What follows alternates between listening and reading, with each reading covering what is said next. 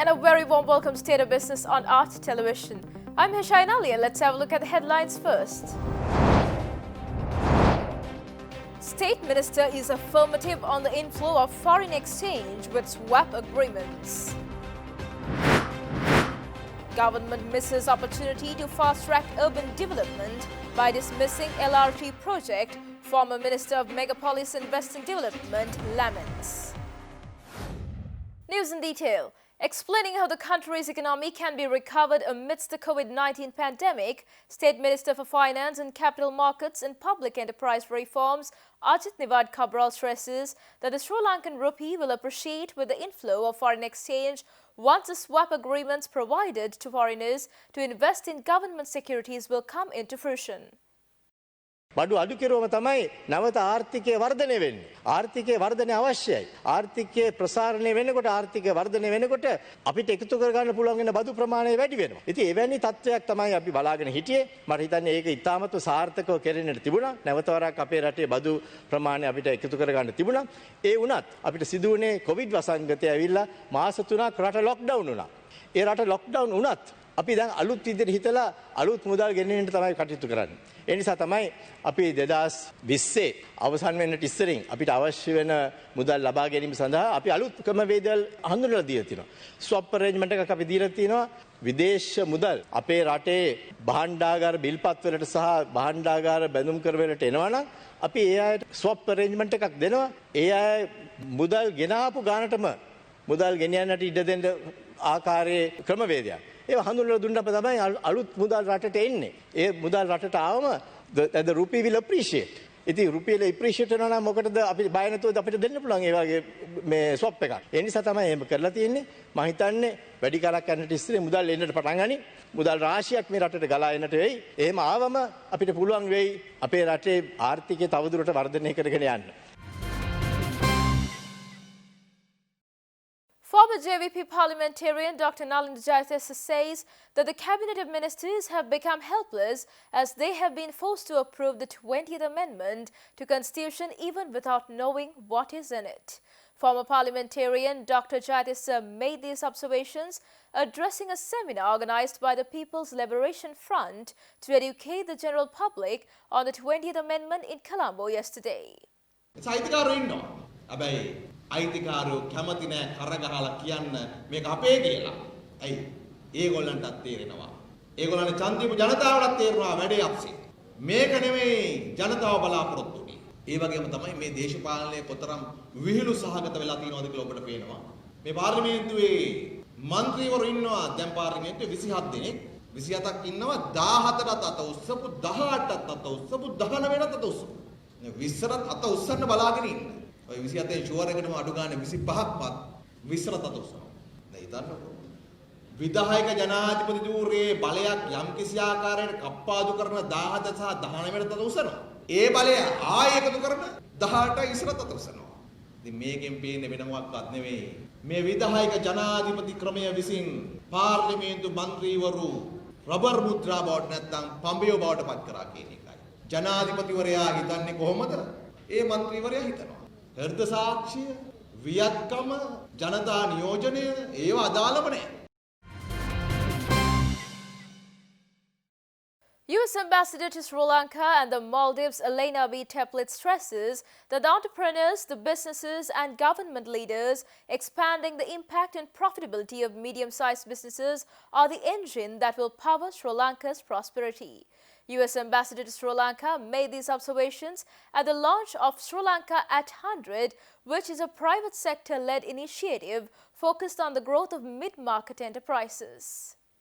Sri Lanka at 100 initiative, which is funded by the U.S. government's International Development Agency, USAID, and administered by STAX, was launched in Colombo yesterday. STAX Managing Director and co-founder of Sri Lanka at 100, Dr. Kumuduguna Sekara, in his welcome address emphasized that the purpose of the initiative is to enable Sri Lanka to become a high-income country within 100 years of independence by 2048 with equitable and inclusive growth fueled by the value creation of mid-market firms. The Sri Lanka at 100 platform is designed to help mid-market companies address issues by providing high-caliber advisory services in areas like strategy, marketing, accounting and finance, legal and technology, data services.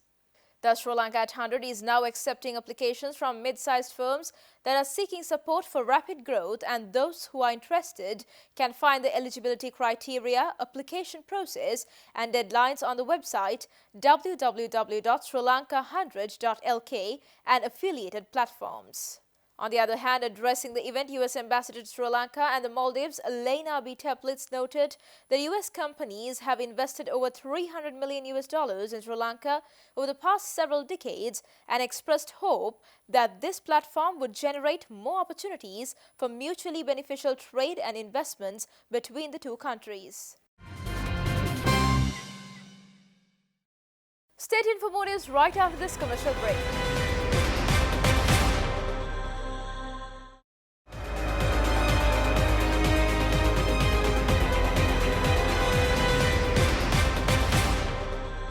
Welcome back after the break.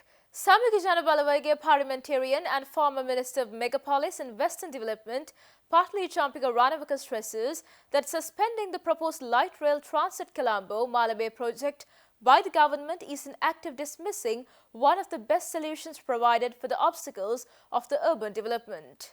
Addressing the parliament yesterday, he also brought forward key economic issues of the country.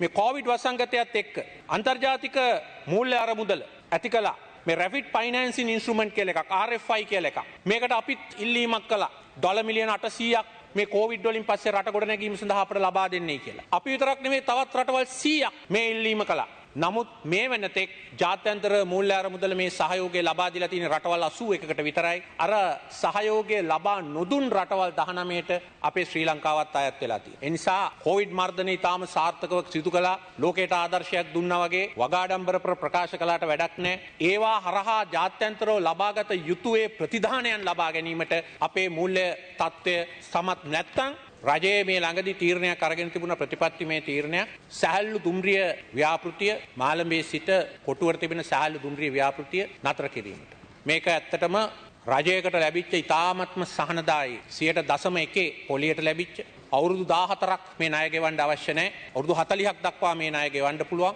ජපාන තාක්ෂණයෙන් දිවයන ක්‍රියාවලිය. ඒක මේ රටේ විද්‍යාඥයින් මාර්ග තදබදය පිළිබඳ විශේෂඥයින් විශේෂයෙන් මොරටු විශ්වවිද්‍යාලයේ ජයිකා ආයතනයේ කොරියාවේ කොයිකා ආයතනයේ මේ සෑම ආයතනයකම ගලාපු අදහසක්. ඒ අනුව එවකට අපේ අමාත්‍යාංශයේ විසින් මේ කොළඹ නගරයට ඇදී එන ප්‍රධාන මාර්ග තදබදයේ තියෙන ඒ මාර්ග 7ක් තියෙනවා.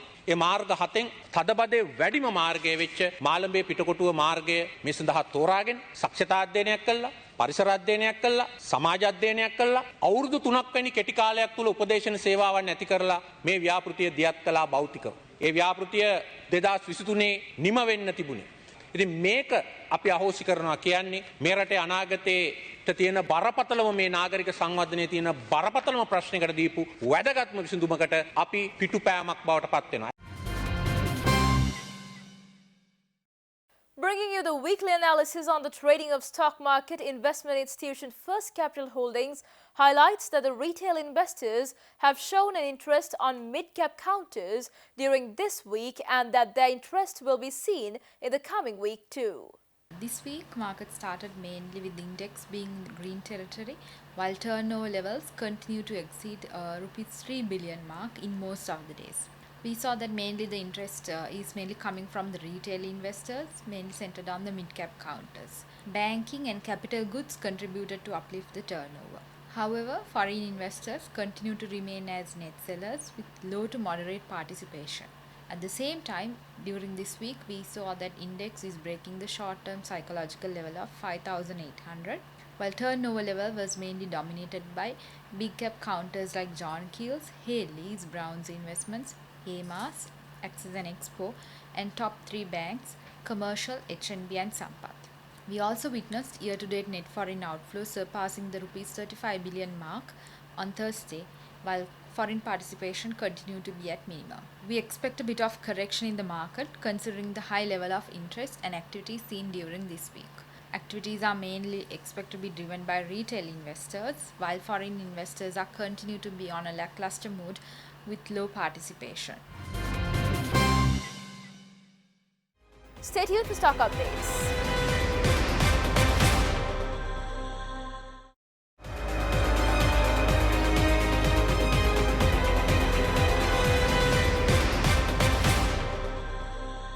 Welcome back after the break. The trading at Colombo Stock Exchange ended on a positive note today. The All-Share Price Index gained 47.84 points to close at 5,859.04, and the S&P SL20 gained 0.16 points to close at 2,482.08. The turnover was 2.4 billion rupees and over 433 million shares were traded. Up next are Forex rates.